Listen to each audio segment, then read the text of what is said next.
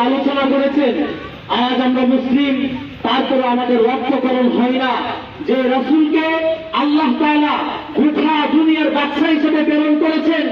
আজ আমাদের কলিজার টুকরাকে রাখাল রাহা নামে আমাদের রাসূলকে নিয়ে কটূক্তি করে মুসলমানের সন্তান হয়ে আশিকে রাসূল নিজেকে দাবি করে কিভাবে আমরা ঘরে বসে থাকতে পারি?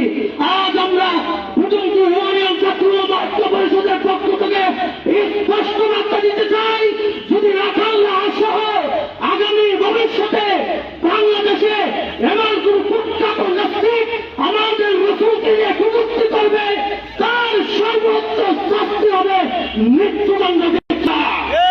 যদি মৃত্যুদণ্ড কায়েম না করা হয়, ঢাকা শহরের রাজপথ অচল করে দেওয়া হবে, অচল করে দেওয়া হবে।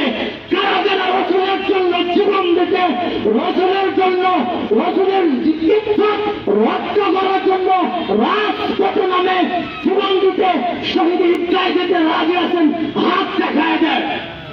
সম্মানিত উপস্থিতি,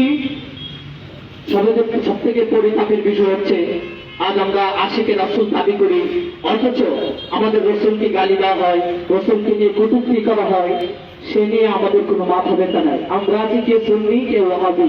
আরে ভাই, ওয়াহাবি সুন্নি দেখা ঠাই নাই।